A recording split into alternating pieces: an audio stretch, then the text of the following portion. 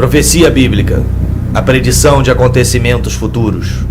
Mistério, uma visão obscura, como uma neblina, mas na névoa também é possível observar uma luz do outro lado. Tu, ó rei, estavas olhando e viste uma grande estátua.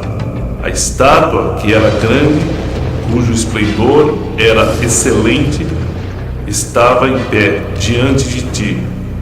A sua aparência era terrível, o peito e os braços de prata, o ventre e os quadris de bronze, pernas de ferro.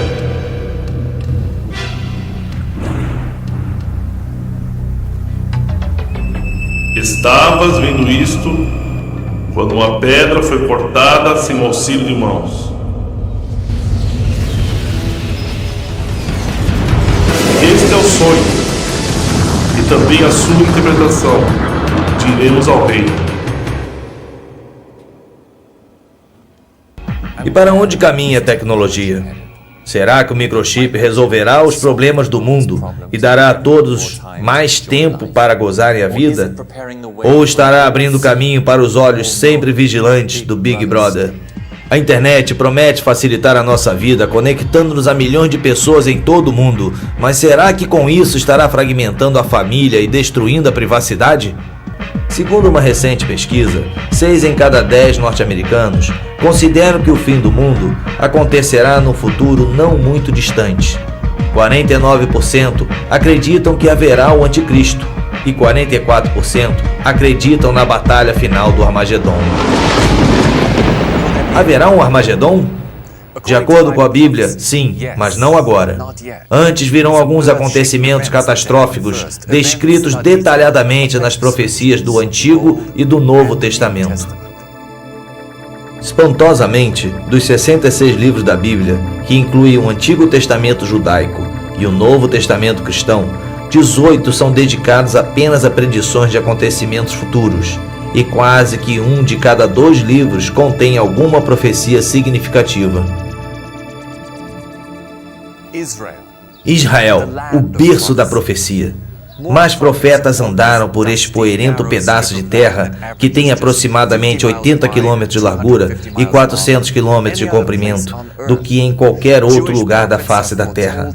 Profetas judeus previram não só a história do seu próprio povo com detalhes incríveis, mas também a ascensão e queda de impérios, bem como o destino da raça humana.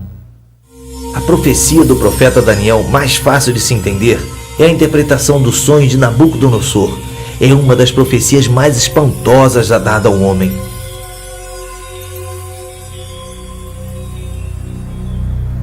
O rei sonhou com uma grande imagem cuja cabeça era de ouro, o peito e os braços de prata, o ventre e os quadris de bronze, as pernas de ferro, os pés eram parte de ferro e parte de barro. Então, uma pedra, lançada sem o auxílio de mãos, feriu a estátua nos pés de ferro e de barro. A imagem desmoronou e foi levada pelo vento. Mas a pedra que feriu a imagem tornou-se uma grande montanha e encheu toda a terra. Nesta visão espantosa, cada parte da imagem simboliza um diferente império que Deus predisse que iria governar o mundo. O próprio Daniel disse ao rei Nabucodonosor: Tu és a cabeça de ouro. A Babilônia na antiguidade era conhecida como a cidade de ouro, e assim como a cabeça, os babilônicos eram grandes pensadores, conhecedores de astrologia, astronomia e ciência. Exatamente como a imagem tinha 2 braços, o império seguinte foi uma aliança entre os medos e os persas, que conquistaram a Babilônia em 538 a.C. Eles eram muito hábeis com as mãos, especialistas em trabalhos manuais e construção. O Império Medo-Persa foi conquistado em 333 a.C. pela Grécia, que Deus comparou ao ventre da imagem. O povo grego era hedonista, sempre em busca do prazer, simbolizado aqui pelo ventre e os desejos da carne. Roma foi o império seguinte, simbolizado pelas 2 pernas de ferro da imagem. Foi o mais forte de todos, governando o mundo com mão de ferro. Assim como as duas pernas, era dividido no Império Ocidental e no Oriental. E também como as duas pernas, os romanos marchavam bastante. As pernas eram a parte mais longa do corpo. E de todos os impérios mundiais, Roma foi o que governou por mais tempo, quase 1000 anos. Desde então, o mundo tem estado dividido em vários outros impérios, mas nenhum forte o suficiente para governar o mundo inteiro.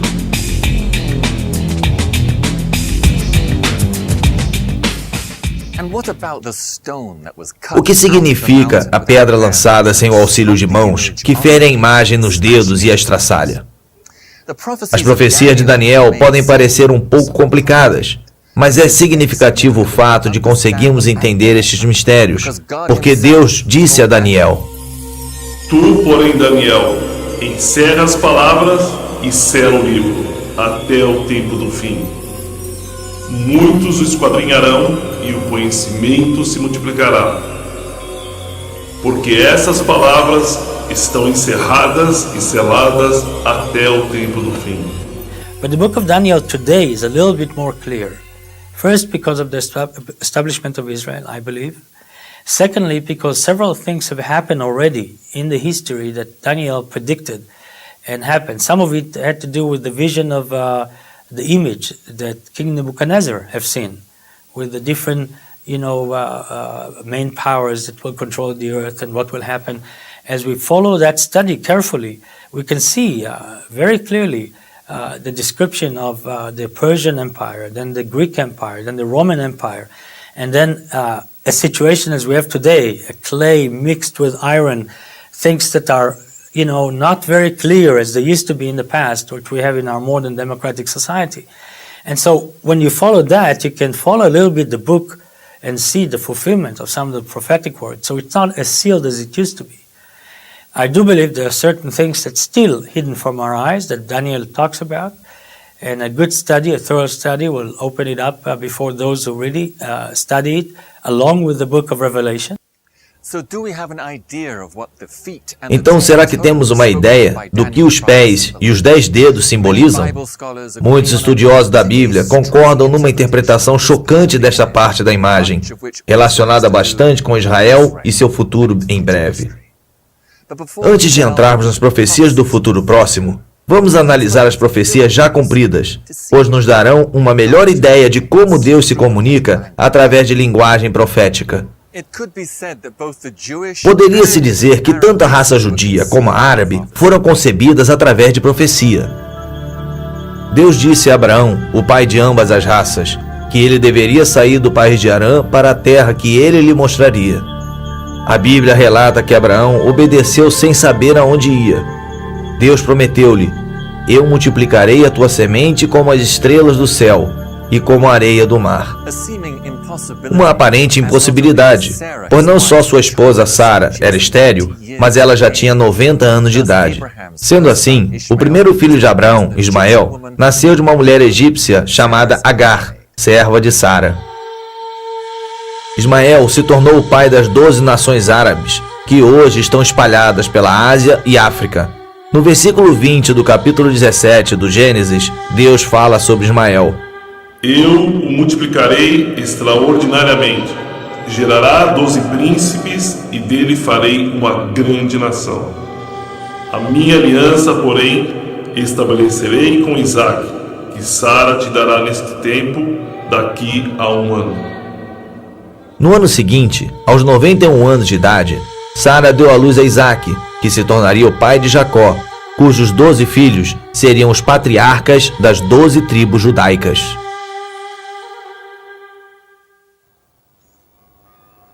Se você visse um mapa interativo de Israel, poderia clicar sobre qualquer cidade ou vista histórica e o encontraria como parte integral de alguma profecia já cumprida, sendo cumprida ou a se cumprir. E nada melhor do que a velha cidade de Jerusalém, a capital religiosa do mundo através das eras e o centro das 3 maiores religiões mundiais.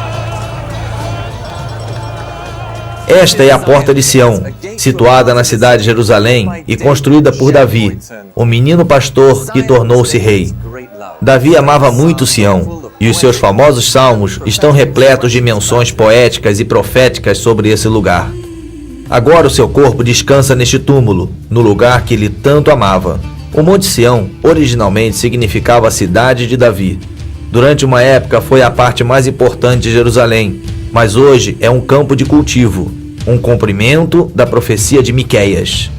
Sião será lavrado como um campo. Depois da morte de Davi, seu filho Salomão construiu o primeiro templo judaico no alto do Monte Moriá, o local onde Abraão ia sacrificar Isaque, seu filho, obedecendo ao que Deus lhe dissera. A partir de então, o Monte Moriá tornou-se Sião, o mais importante de todos os lugares sagrados para os profetas judeus daquela época. O primeiro templo, edificado pelo rei Salomão, foi destruído em 586 a.C. pelo exército babilônico do rei Nabucodonosor. Reconstruído em 516 a.C., o segundo templo permaneceu em pé por 656 anos, até ser destruído pelos romanos em 70 d.C., um cumprimento da profecia dada por Jesus. Pouco antes de sua morte, ele disse aos seus discípulos: Vês esses grandes edifícios, não ficará pedra sobre pedra que não seja derrubada. Jesus predisse que o templo seria derrubado pedra por pedra.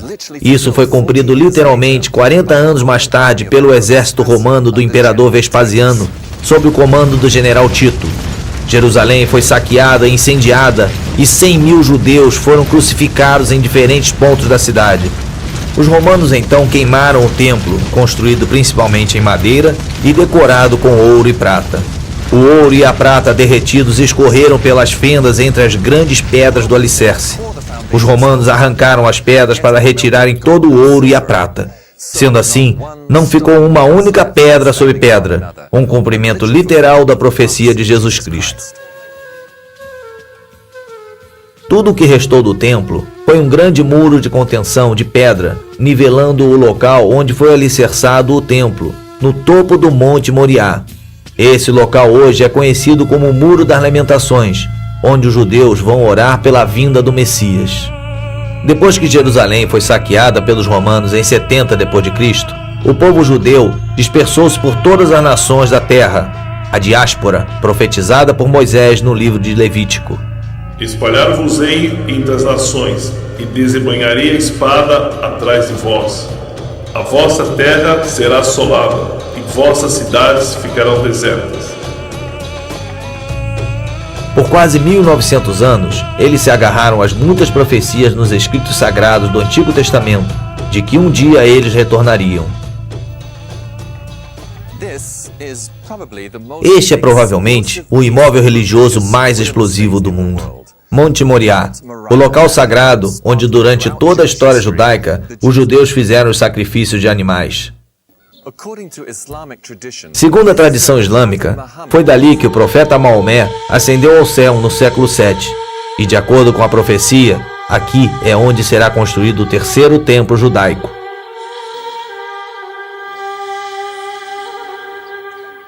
Esta é a Mesquita de Omar e o lugar de adoração mais santo do islamismo, construída em 600 d.C.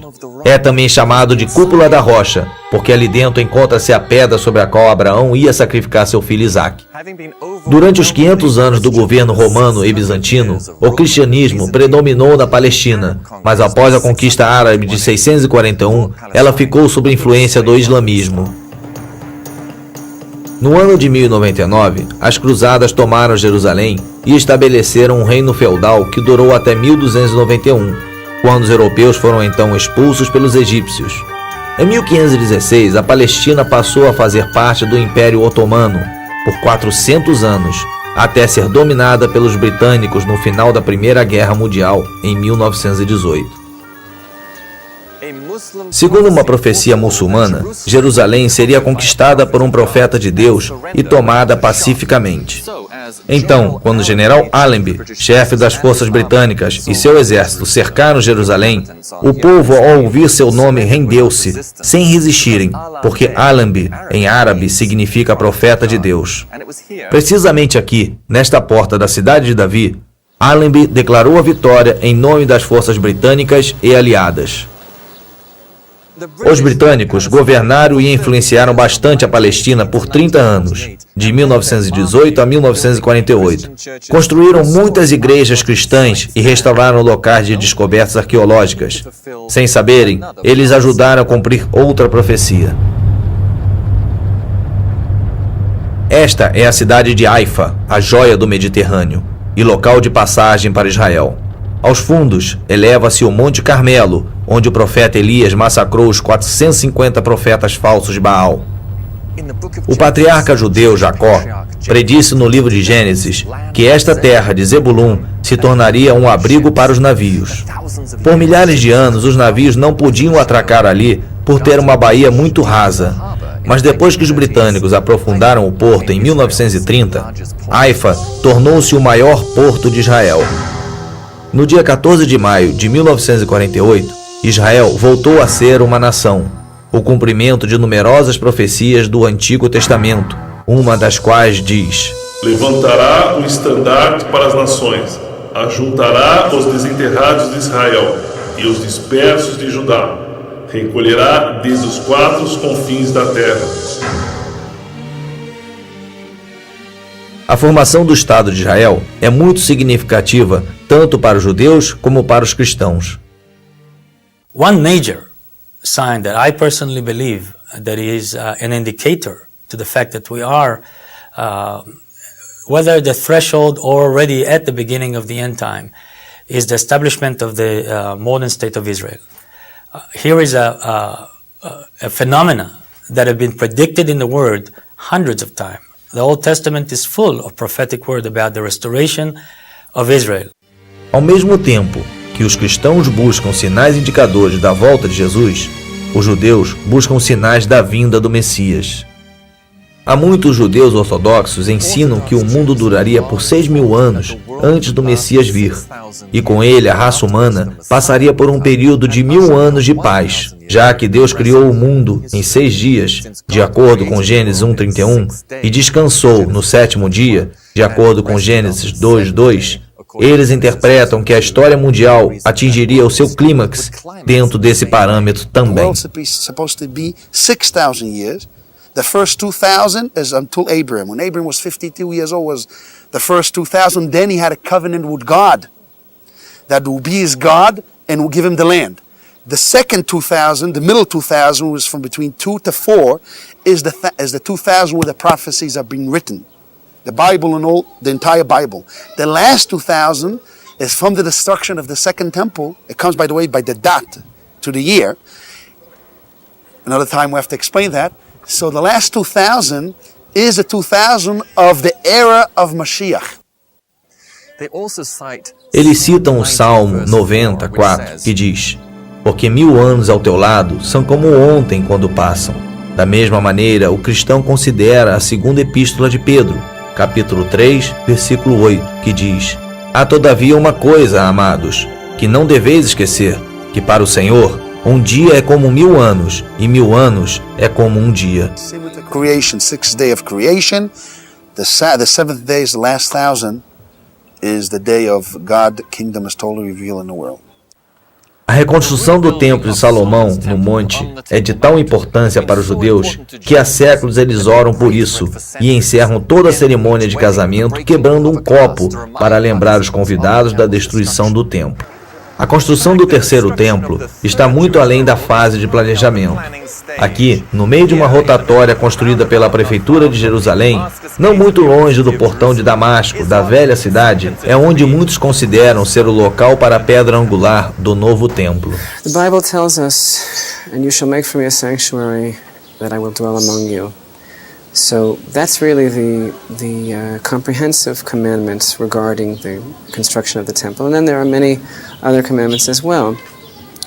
The commandments really can be fulfilled today in a number of ways, kind of in absentia, or maybe kind of in a piecemeal fashion, in view of the impediments towards actually building the temple until such time as is more fitting.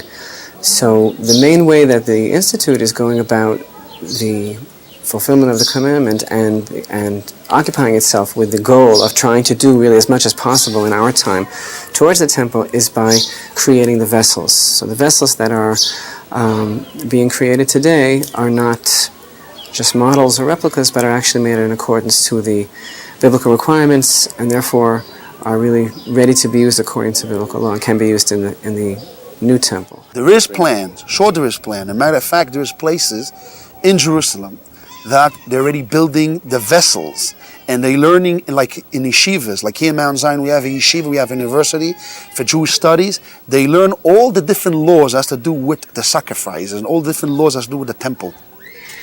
And they're preparing themselves, if they're priests, they come from the tribe of Levites, so then they prepare themselves to be ready, and all this come to unfold, they'll be ready to serve God in the temple. We believe that this is the destiny of the Jewish people, and that we are commanded to be occupied with the building of the temple, just as we are commanded to sanctify God's name in every other way. So no, we're not really waiting for the Messiah. We don't feel that his arrival is a prerequisite for the building of the temple. Contudo, a reconstrução é inviável, porque para isso a mesquita de Omar teria que ser demolida, e isso daria início a uma guerra santa entre judeus e árabes. Aí entra o anticristo, uma personalidade política brilhante e carismática predita na Bíblia, que resgata o mundo de um quase colapso devido a problemas sociais e econômicos que ainda estão por ocorrer. Este gênio diplomático realiza o inacreditável. Ele consegue a proeza de trazer paz ao mundo e, de acordo com as profecias bíblicas, passa a ser adorado pelo mundo todo. Agora, voltando à interpretação do sonho de Nabucodonosor, Daniel mencionou os principais reinos e impérios do mundo, começando com a Babilônia, o império de Nabucodonosor. Uma última parte dessa imagem, que representa a história do mundo, ainda permanece. Como os dedos dos pés eram parte de ferro e parte de barro, assim, por uma parte o reino será forte e por outra será frágil. Sem rei, não existe reino. Neste caso, a profecia refere-se ao anticristo. Daniel, mais tarde, explica que os 10 dedos simbolizam 10 reis que juram lealdade e apoio ao anticristo por um tempo. O ferro representa os governos duros e ditatoriais, e o barro, os mais democráticos e maleáveis. E assim como o ferro e o barro não se misturam, estas duas ideologias são governos opostos. O que mais nos diz a Bíblia sobre esta pessoa tão poderosa? Ele virá caladamente e tomará o reino com lisonjas. Ele soluciona o problema no Oriente Médio e assina um acordo de paz de 7 anos. Uma aliança que dá aos judeus, muçulmanos e cristãos direitos iguais à parte velha de Jerusalém e à área do templo. Parte deste acordo permite que os judeus reconstruam o seu templo. Como ele vai solucionar o problema do local para a reconstrução ainda é um mistério, embora a Bíblia indique que ele descobrirá uma maneira. As we know, the Antichrist will be a figure of man who proclaim peace that will attract the world with what we call today the New World Order. Very similar kind of concept, a New World Order of peace and harmony and tranquility, of living together. That person will be very attractive, probably very intelligent, and very well able to communicate, where he will attract people to believe in the peaceful solutions that he will bring to humanity. E ele confirmará uma aliança com muitos por 7 anos. O profeta Daniel diz que o anticristo trabalhará enganosamente e usa a palavra vil para descrevê-lo. Tendo conseguido a confiança e a adoração do povo, depois de 42 meses, ou seja, 3 anos e meio no poder, ele rompe repentinamente a aliança de paz com Israel e invade do norte, fazendo cessar a adoração no templo e revelando a sua verdadeira personalidade e intenções. A profecia indica que nessa hora, o líder mundial fica possuído por Satanás e declara-se Deus.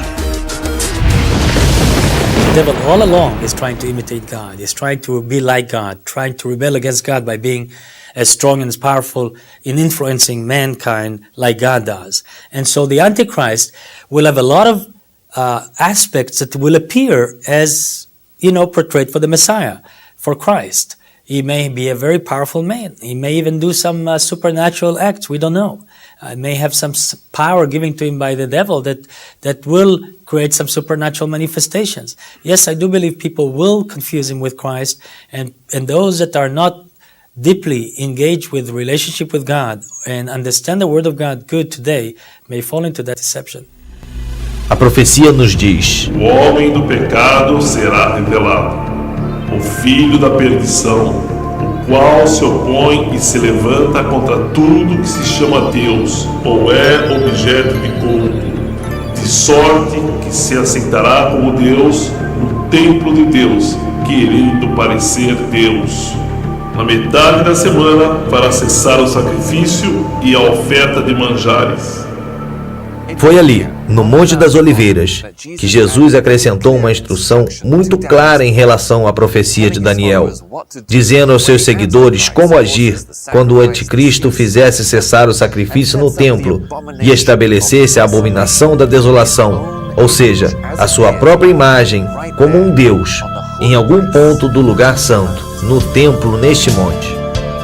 Quando, pois, vindes a abominação de desolação de que falou o profeta Daniel no lugar santo, então os que estiverem na Judeia fujam para os montes. Quem estiver sobre o telhado não desça a tirar de casa coisa alguma. E quem estiver no campo não volte atrás para pegar a sua capa. Porque nesse tempo haverá grande tribulação, como desde o princípio do mundo até agora não tem havido, nem haverá jamais. Esta abominação da desolação, descrita pelo profeta Daniel e Jesus, é também chamada de imagem da besta, no livro do Apocalipse. Com base no que a profecia descreve, poderia ser uma máquina computadorizada, que pode falar e mandar matar qualquer pessoa, em qualquer lugar que se recuse a adorá-la. Este rei fará conforme a sua vontade, e se levantará e se engrandecerá sobre todo Deus, e falará coisas espantosas contra o Deus dos deuses. Não terá respeito aos deuses de seus pais, nem ao desejo de mulheres, nem a qualquer Deus, porque sobre tudo se engrandecerá. Aí é que o anticristo insiste em que todos recebam a marca da besta. Talvez um chip implantado na testa ou um número de identificação na mão que lhe permitiria comprar ou vender e sem o qual não se poderia fazer nenhuma transação comercial. A todos, os pequenos, os grandes, os ricos e os pobres, os livres e os escravos, faça que lhe seja dada certa marca sobre a mão direita ou sobre a fronte, para que ninguém possa comprar ou vender, senão aquele que tem a marca, o nome da besta ou o número de seu nome. Ora, esse número é 666. Pela primeira vez na história, existe uma infraestrutura tecnológica para um ditador mundial se encaixar numa sociedade ao estilo Big Brother, sem dinheiro. O papel moeda está desaparecendo e sendo substituído por cartões de plástico com uma faixa magnética ou chips. Mas nem todos serão engodados pelo anticristo. Ele não conseguirá estabelecer o seu governo mundial completamente. Daniel prediz que algumas nações se rebelarão e se recusarão a adorá-lo ou receber a marca, principalmente nações cristãs, judias e muçulmanas, a maioria das quais rejeita a adoração a ídolos. O anticristo reage iniciando a pior perseguição em massa em toda a história. Sobre isso, Jesus diz: Se aqueles dias não fossem abreviados, nenhuma carne se salvaria, mas por causa dos escolhidos serão abreviados. Esta caçada humana, semelhante à perseguição romana contra os primeiros cristãos, só que muito pior, vai durar 3 anos e meio e é conhecida como a Grande Tribulação.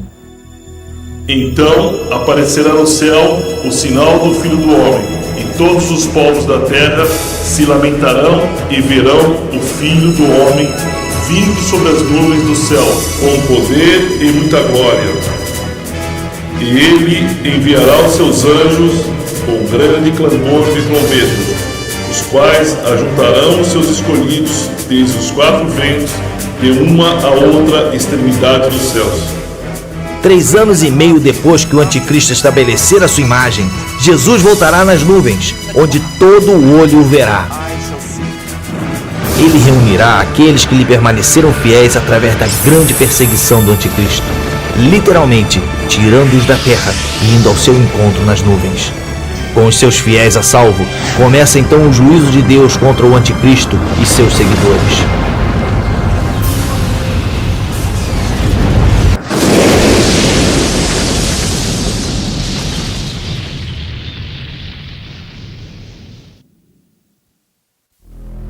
Então ouvi, vinda do templo, uma grande voz que dizia aos 7 anjos: Ide e derramai sobre a terra as 7 taças da ira de Deus. O primeiro saiu e derramou a sua taça sobre a terra, e apareceu uma chaga feia e dolorosa nos homens que tinham o sinal da besta e o que adoravam a sua imagem. O segundo anjo derramou a sua taça no mar, que se tornou em sangue como de um morto, e morreram todos os seres viventes que estavam no mar. O terceiro anjo derramou a sua taça nos rios e nas fontes das águas, que se tornaram em sangue. O quarto anjo derramou a sua taça sobre o sol, e foi-lhe permitido que abraçasse os homens com fogo. Os homens foram abrasados com grande calor, blasfemaram contra o nome de Deus, que tem poder sobre essas pragas, mas não se arrependeram para lhe darem a glória. O quinto anjo derramou a sua taça sobre o trono da besta, e o seu reino se fez tenebroso. Os homens mordiam as suas línguas de dor, e por causa das suas dores e das suas chagas, blasfemaram contra o Deus do céu e não se arrependeram das suas obras. O sexto anjo derramou a sua taça sobre o grande rio Eufrates, e a sua água secou-se, para que se preparasse o caminho dos reis do Oriente. Então os ajuntaram no lugar que em hebraico se chama Armagedon.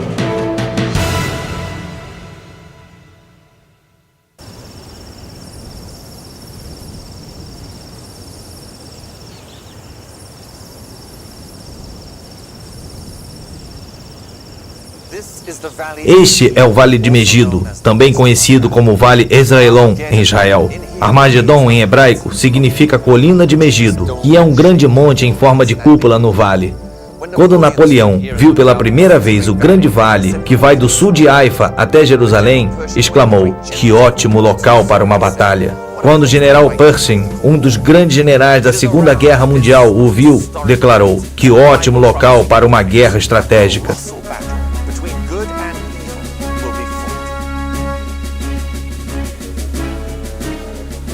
É ao redor deste monte histórico que a profecia bíblica indica que será travada uma batalha colossal entre o bem e o mal. Os exércitos do Senhor no céu preparam-se para a batalha. Enquanto o anticristo está envolvido na batalha, Jesus e os seus filhos ressuscitados surgem com uma invasão celestial.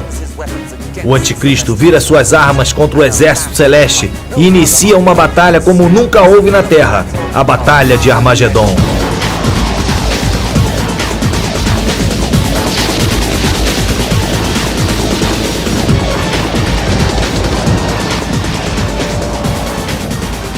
Durante essa batalha, as orações daqueles que por muito tempo clamaram por justiça são respondidas, pois esgota-se a paciência de Deus com os caminhos perversos do homem.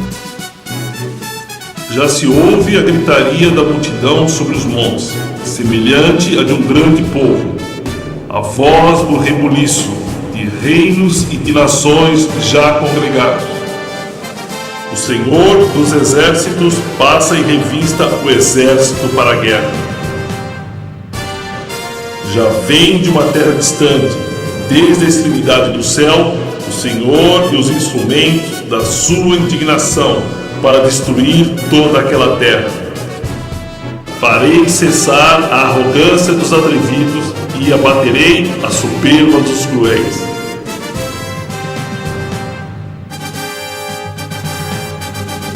Estavas vendo isto quando uma pedra foi cortada sem o auxílio de mãos, a qual feriu a estátua nos pés de ferro e de barro e os esmiuçou. Jesus muitas vezes é chamado de pedra angular, o início de um novo alicerce no templo, um alicerce espiritual. Exatamente quando a pedra lançada do nada acerta a imagem em Daniel 2, Jesus, o Filho de Deus, vem do céu para pôr um fim ao reino do Anticristo. Segundo Daniel, a batalha de Armagedon dura 45 dias. O Anticristo é jogado vivo num lago de fogo e seus seguidores malignos são massacrados. A carnificina será tal que o profeta Ezequiel diz que só em Israel levará 7 meses para enterrarem todos os mortos e 7 anos para limparem o metal torcido e os armamentos destruídos. A batalha já vencida, Jesus mais uma vez pisa na terra, aqui no Monte das Oliveiras.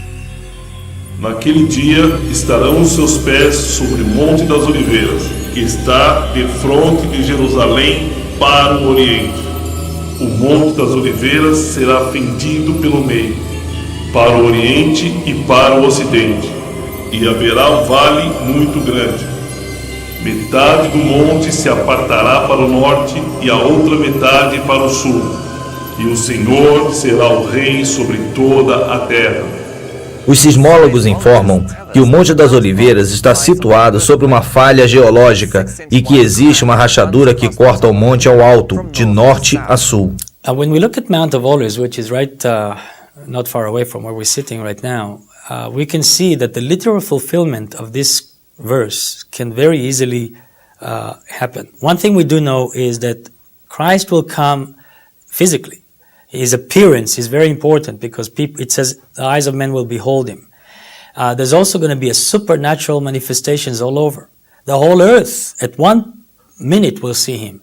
And so there would be some kind of a supernatural phenomena from the heavenlies that will attract the entire attention of the earth. It has to be.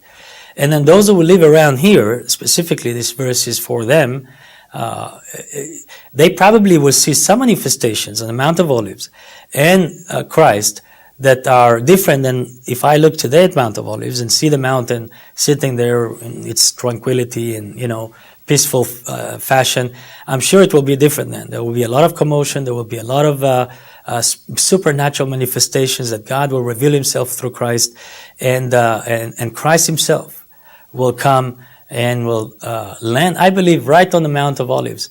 And then, of course, we have there a large graveyard right now of many people, even David's tomb and others that believe that because Christ or the Messiah, the Jewish people, even non-Christians, believe the same way, that when Christ or the Messiah will come, those will be the first to be resurrected because they are buried in Mount of Olives or close to the Mount of Olives. And so again, there will be a lot of the resurrection part. There will be the commotion of his arrival. There may be the split of the mountain. All the functions of the heavenlies, sun, moons, and stars will take different shape. And so we are expecting real dramatic moments around here. Esta é a porta dourada, por onde Jesus passou na última vez que entrou em Jerusalém, quando o povo clamou: Hosana, Hosana ao filho de Davi. E o receberam e aclamaram como um rei. Agora está todo murado, como podem ver.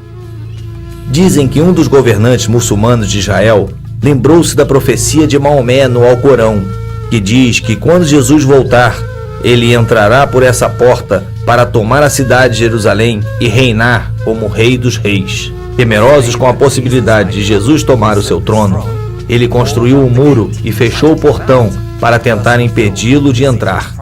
Fazendo isso, ele cumpriu a profecia de Ezequiel. Esse portão será fechado e não se abrirá, e nenhum homem passará por ele, porque o Senhor, o Deus de Israel, por ele passou.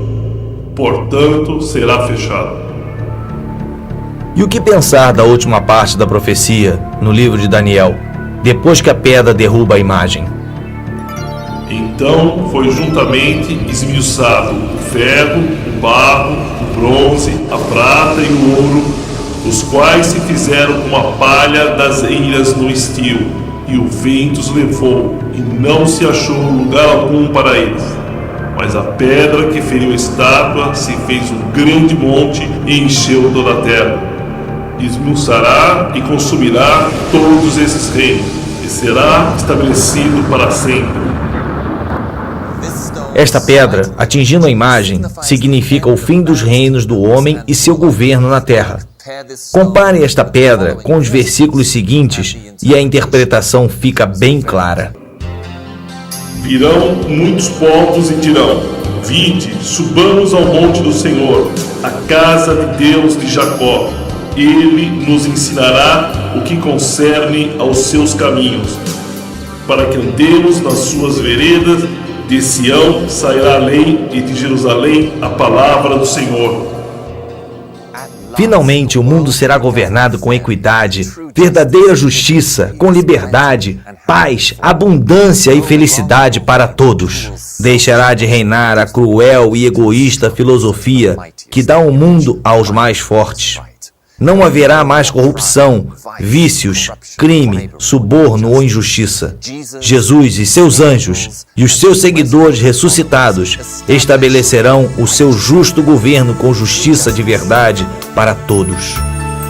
Ele exercerá o seu juízo entre as nações e repreenderá a muitos povos. Estes converterão as suas espadas em arados e suas lanças em podadeiras.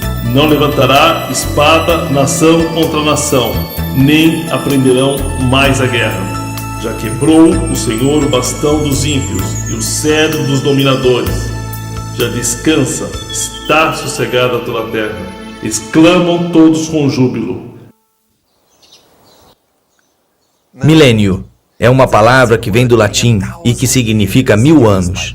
Tem sido usada por estudantes de profecia bíblica para denominar esse período incrível, essa era dourada de paz na Terra. Durante o milênio, enquanto o anticristo é jogado no lago de fogo, o diabo que o havia possuído é acorrentado e aprisionado no centro da terra, no abismo sem fundo. Com o diabo fora de cena e a terra aliviada de muitas maldições, o mundo voltará ao que era na época de Adão e Eva no paraíso. Águas arrebentarão no deserto e ribeiros no ermo. A terra se transformará em lagos e a terra sedenta em mananciais de águas.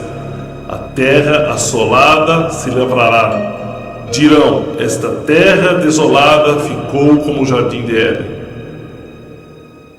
First of all, we know that the devil and everything that he represents, which is, the negative, the ugly, the difficult part of humanity, will be taken out, will be locked, will be away from the experience, day-to-day experiences of mankind. The second thing that we know is that God would dwell with men again.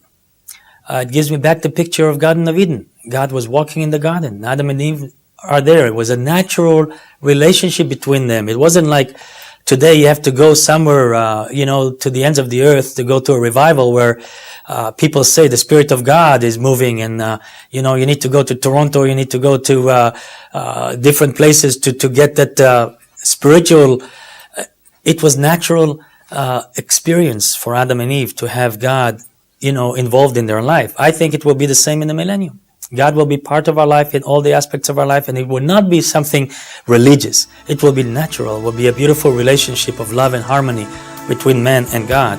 Brincará a criança de peito sobre a toca da áspide, e já o desmamado meterá a mão na cova do basilisco. Morará o lobo com o cordeiro, o leopardo com o cabrito se deitará. A vaca e a ursa pastarão juntas. Seus filhos juntos se deitarão, e o leão comerá palha como boi. Humanity will not be an enemy to each other. A lion and a lamb cannot dwell together today. But also in Yugoslavia, for example, the Serb and the Albanians cannot live together, and in Turkey, the Kurdistan people and the Turkish cannot live together, and in Israel, the Arabs and the Jews cannot live together. In other words, the same picture that we see of the animal world, that this violent action for survival and all this aggression between certain groups of animals to others, we see that in humanity in a different way. Since in the millennium, the whole concept of humanity will be different. There will be love, harmony, hate will be gone, and all the negative effect of the devil influence of our life and our flesh and all that stuff will not be the prevalent thing, but the spiritual aspect of God and our positive aspect of our characters will be the things that will really be the strongest emphasis in the millennium. I think also nature will behave in the same way. I think God will change the shape, the heart of animals. And I think there will be provision for a lion to eat without a need to destroy or to kill a lamb. And I think also their nature will be changed because God will touch the entire creation. And in the millennium, everything will be under God and with God. And I believe also you'll see that it will affect the animals, it will affect the birds, it will affect, every creature on the face of earth for 1,000 years.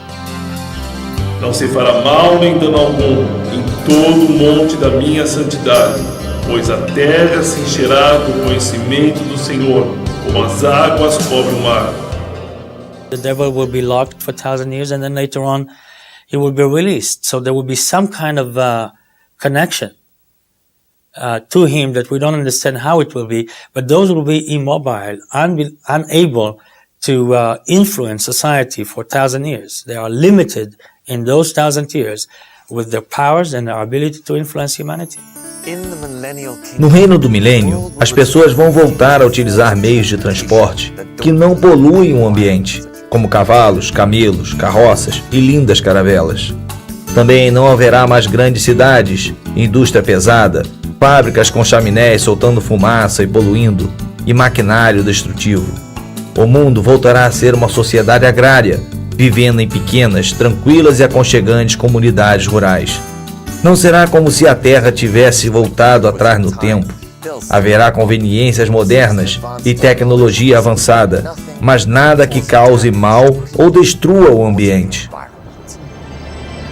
E as almas daqueles que foram decolados por causa do testemunho de Jesus e pela palavra de Deus, e não adoraram a besta, nem a sua imagem, e não receberam o sinal na testa nem nas mãos. Reviveram e reinaram com Cristo durante 1000 anos. Estes cidadãos do céu são os fiéis de todas as eras, que serviram a Deus. Às vezes refere-se a eles como os santos ressuscitados, cujos corpos são semelhantes ao de Jesus depois da sua ressurreição. No milênio, os que tiverem corpos ressuscitados poderão interagir com os que têm corpos normais e terrenos, como Jesus com os seus discípulos depois da ressurreição. Um corpo que, como São Paulo disse, é semeado para a corrupção e se levantará na incorrupção.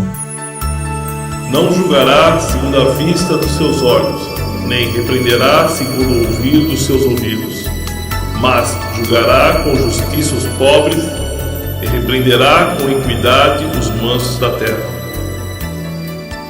A Bíblia afirma que o reino de Jesus Cristo sobre a terra, durante o milênio, será um reino de pureza e de verdadeira justiça. It will not be the same Christ that we knew as a suffering Messiah who is going to die for our sins. It's going to be the king, the warrior, the judge, the majestic, powerful arm of God. And the picture of that Messiah will be implemented in the person of Christ when he comes back. And so we're talking about tangibles. We're talking about something that we can see, we can touch, we can feel. So it will be a physical presence of Christ that will be among us. And I believe that he will dwell among us in this 1,000 years. It will be our King, our Lord, and the one whom we worship and adore. As profecias que abordamos neste filme são meramente algumas das milhares de profecias cumpridas sobre os impérios, indivíduos e eventos mundiais que os profetas bíblicos previram com grande precisão. Estes mesmos profetas afirmaram repetidas vezes que Deus estabelecerá o seu reino celestial de amor, paz e justiça através dos seus seguidores ressuscitados.